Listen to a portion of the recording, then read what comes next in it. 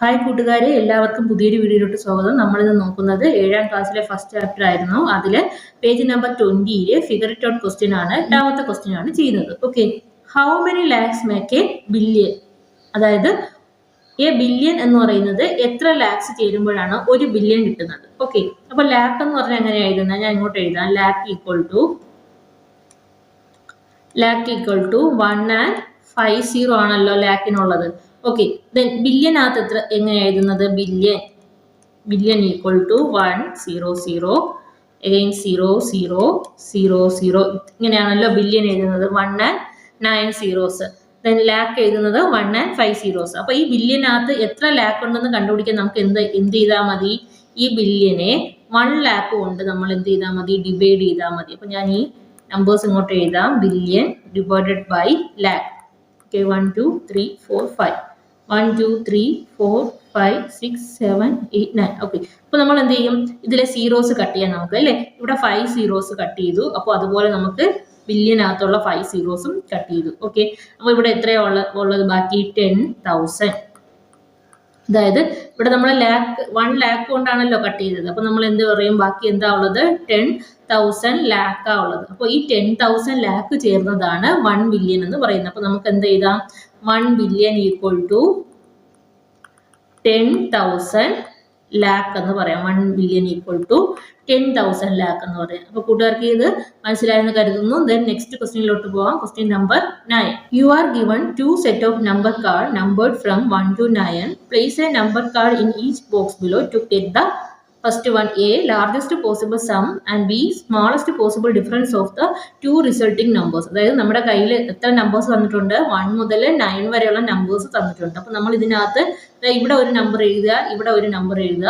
ആ എഴുതുന്ന നമ്പേഴ്സ് തമ്മിൽ സബ്ട്രാക്ട് ചെയ്യുമ്പോൾ കിട്ടാനുള്ളത് സ്മോളസ്റ്റ് പോസിബിൾ ഡിഫറൻസും ദെൻ ആഡ് ചെയ്യുമ്പോൾ കിട്ടുന്നത് ലാർജസ്റ്റ് പോസിബിൾ സമ്മും ആയിരിക്കും. ലാർജസ്റ്റ് ആയിരിക്കണം ആഡ് ചെയ്യുമ്പോൾ കിട്ടേണ്ടത്, സബ്ട്രാക്ട് ചെയ്യുമ്പോൾ സ്മോളസ്റ്റ് നമ്പറും ആയിരിക്കും കിട്ടേണ്ടത്. ആ രീതിയിൽ നമ്മൾ ഈ 1 to 9 വരെയുള്ള നമ്പേഴ്സിനെ ഈ കാർഡിൽ പ്ലേസ് ചെയ്യാന്നാണ് പറയുന്നത്. ഓക്കെ, ഫസ്റ്റ് നമ്പർ എന്ന് പറയുന്നത് എത്ര ഡിജിറ്റ് നമ്പർ ആയിരിക്കും? എന്താ ഇവിടെ 1 2 3 4 5 6 7 കാർഡ്സ് ഉണ്ട്. അപ്പൊ നമുക്ക് എന്താണിത്?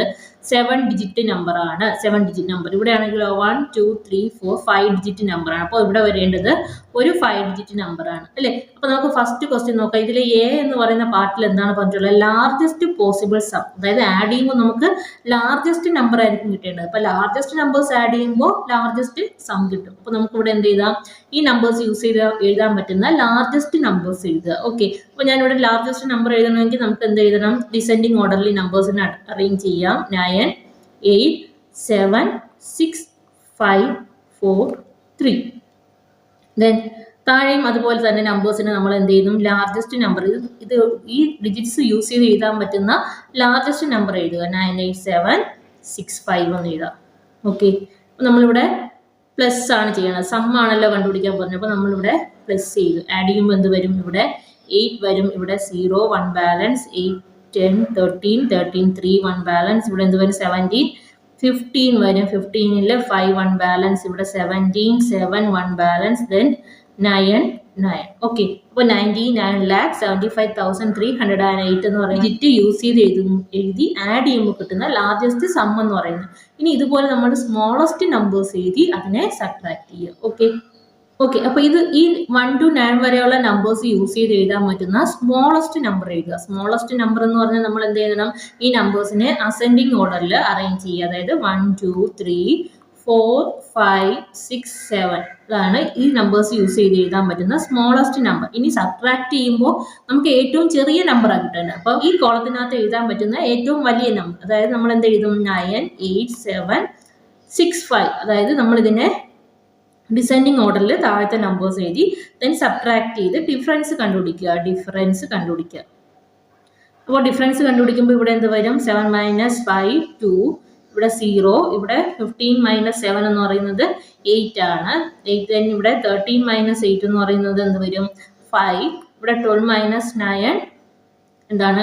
3, ദെൻ ഇവിടെ ബാലൻസ് 1, പിന്നെ ഈ 1 കൂടെ താഴോട്ട് എഴുതി. അപ്പോൾ നമ്മുടെ ഡിഫറൻസ് എന്ന് പറയുന്നത് 11,35,802 എന്ന് കിട്ടും. ഇതാണ് നമുക്ക് ഈ നമ്പേഴ്സ് യൂസ് ചെയ്ത് എഴുതി ഡിഫറൻസ് എടുക്കുമ്പോൾ കിട്ടുന്ന സ്മോളസ്റ്റ് ഡിഫറൻസ് എന്ന് പറയുന്നത്. ഓക്കെ, അപ്പോൾ ഇന്നത്തെ ക്ലാസ് കൂട്ടുകാർക്ക് മനസ്സിലായെന്ന് കരുതുന്നു. അപ്പോൾ എല്ലാ കൂട്ടുകാരും വീഡിയോ ലൈക്ക് ചെയ്യുക, ഷെയർ ചെയ്യുക, സബ്സ്ക്രൈബ് ചെയ്യുക. മുന്നോട്ടുള്ള വീഡിയോസ് എനിക്ക് അപ്ലോഡ് ചെയ്യണമെങ്കിൽ നിങ്ങളുടെ സപ്പോർട്ട് ഉണ്ടായേ മതിയാവൂ.